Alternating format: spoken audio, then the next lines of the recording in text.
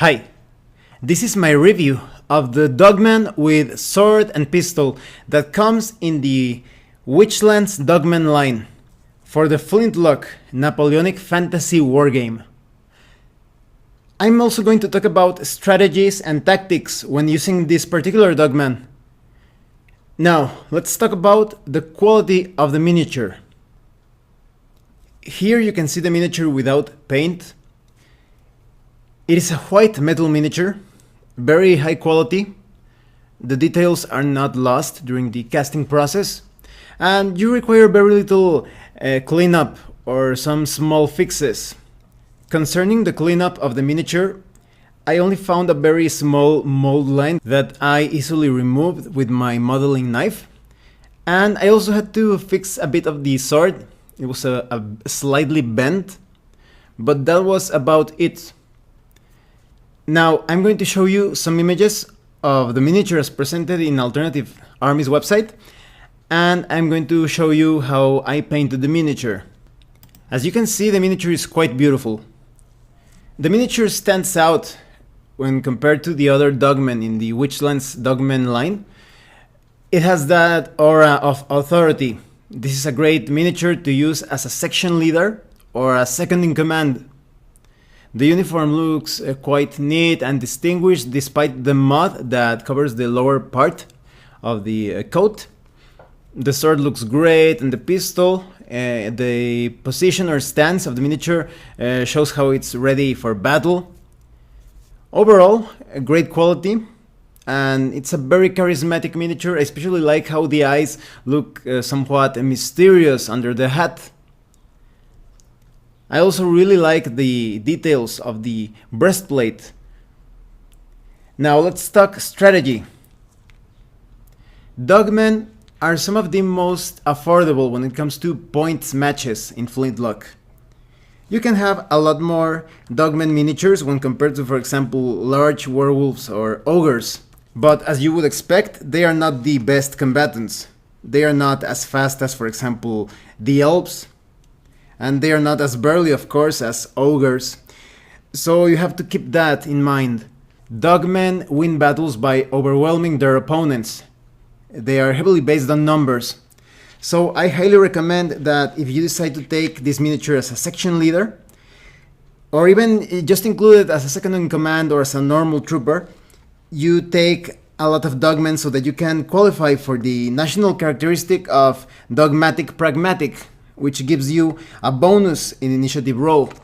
That way you will be able to position your miniature in the optimal distance. Because this miniature is armed with sword and pistol, it's more of a mid-range to a close quarters combat type of miniature. I also like it that perhaps because of the breastplate that the miniature is carrying, you could use a special rule provided in the starter set of Flintloque Escape from the Dark Czar. If you haven't seen my review of that one, I'm going to put the link in the description below. I recommend that you check that out. So that way you will be able to move your miniature at just the right distance while keeping close to some cover elements in the battlefield and add more survivability to this miniature. I think survivability is key when building or creating the character that is going to represent this Dogman armed with sword and pistol. So of the Dogman trait list, I would consider the dog nose a must-have. And remember, the dog nose trait basically gives you a chance for your miniature to survive even if that miniature was killed or taken down in the battle. Dog nose basically represents your dog being able to trace his way back to the section, to the army. It's not a sure thing, but just having that small chance of having that potentially killed miniature coming back from the dead, that is, maybe he was not dead, he was actually wounded and he was just lost trying to make his way towards the main force. It's a great trait to have, because this miniature is going to be in the thick of things. You cannot be effective when wielding a pistol and a sword if you do not get up close and personal, so there's a lot of risk involved. When it comes to flaws, I don't see any particular flaw that you would take.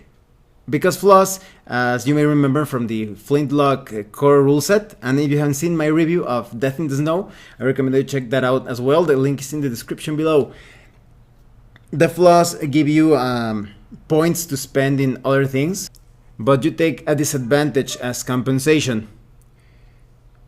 I think the werewolf antagonist flaw is definitely not worth taking, because this basically puts into play the enmity or antagonism that exists between dogmen and werewolves. And this being a miniature that is going to be fighting up close and potentially being the leader of the section, you're going to have a difficult time trying to position it as far away as possible from other perhaps allied werewolves in your force. When it comes to skills, Big Bark could be a good skill to take. I would only consider it optional, because it basically puts a penalty on your enemies when it comes to melee. You intimidate them through your Big Bark.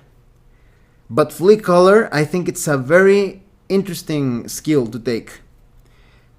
This gives you an extra attack. It only works against mortals, but if you're fighting werewolves or gargoyles and such, the Flea Collar could give you a sort of like a finisher to work in tandem with your pistol.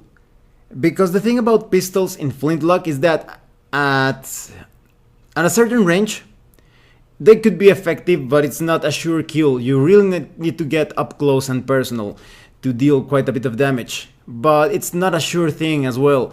So what if you approach your enemy and you take that shot and the enemy is still alive? If that enemy passes his morale check later on, you're going to be completely exposed, and the enemy will come up close and personal and perhaps even killing you.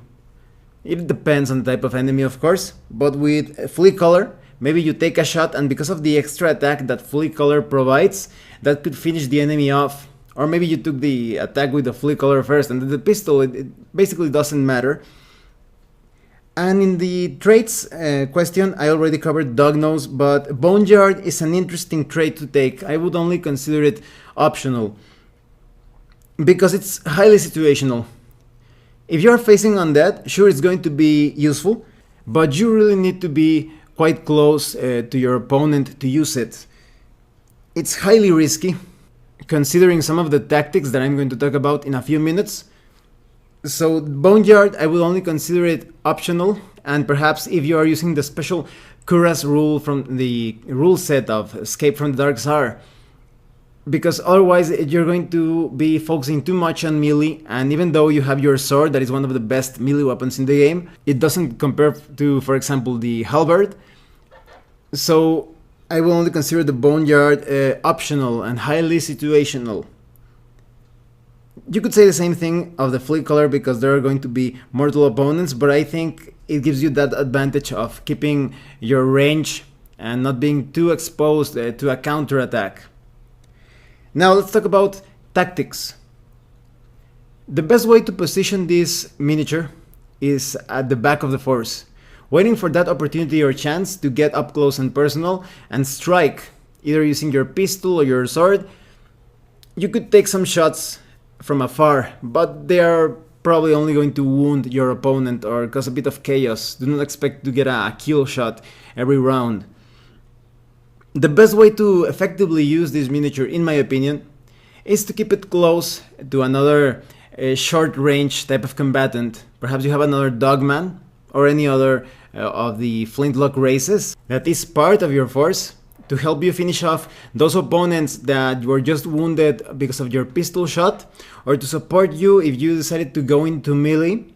That other combatant could attack the enemy from the flank or behind and give you that bonus when you are ganging up on your enemy. So overall, I highly recommend that you get the Witchlands Dogman line for the Flintlock Napoleonic War game. The miniature is quite beautiful. That is, this miniature armed with sword and pistol and with that breastplate and hat. A perfect miniature to represent a section leader or a second in command. And I will be reviewing all of the other miniatures of the Witchlands Dogmen line, and giving some more thoughts on strategies and tactics. Well, thanks for watching my review. If you have any comments or questions, please let me know. See you later.